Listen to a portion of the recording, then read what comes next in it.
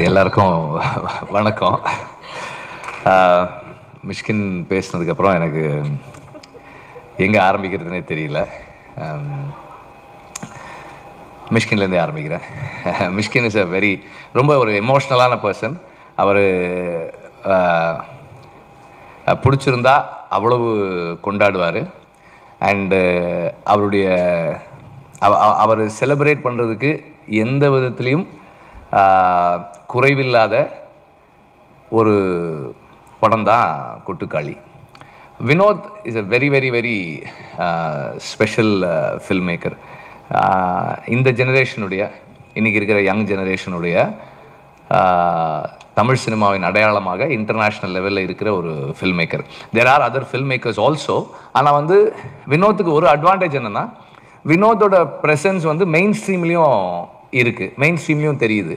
அதுக்கு காரணம் இந்த ப்ரொடக்ஷன் ஹவுஸ், சிவகார்த்திகேயனுடைய சப்போர்ட் அண்ட் சூரி மாதிரி ஒரு மெயின் ஸ்ட்ரீம் ஆக்டர். அவர் இன்னைக்கு கதை நாயகனாக இருக்கிறாரு, அது இல்லை. அது இல்லாமலுமே கூட அவர் ஒரு mainstream actor, popular actor.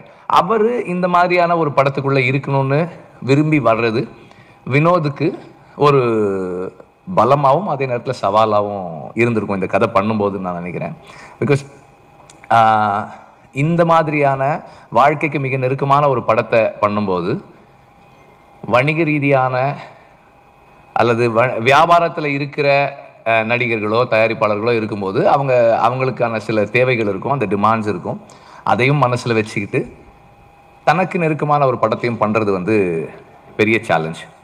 Vinod 2 படம் பண்ணியிருக்காரு. 2 படமுமே இன்டர்நேஷ்னலாக பல ஃபிலிம் ஃபெஸ்டிவல்ஸில் போய் பேசப்படுற, ரொம்ப கொண்டாடப்படுற படங்களாக இருந்திருக்கு. 2 படமுமே அப்படி தான். கொட்டுக்காளியை பொறுத்த வரைக்கும் இது ஒரு ஃபெமினிஸ்ட் ஃபிலிமா அப்படின்னு கேட்டால் yes, it takes the side of the oppressed. அதாவது பெண்களின் பக்கம் நிற்குது. சாதியத்திற்கு எதிரான படமானா கண்டிப்பாக சாதியத்துக்கு எதிரான ஒரு படமாகவும் இருக்குது. இது ஒரு இலக்கியமாக இருக்காருன்னா இலக்கியமாகவும் இருக்குது. இது ஒரு நம்மளை மாதிரி மெயின் ஸ்ட்ரீம் ஆடியன்சஸ், வணிக சினிமாவை பார்க்கக்கூடியவர்களுக்கு நெருக்கமான படமாக இருக்கானா அப்படியும் இருக்குது.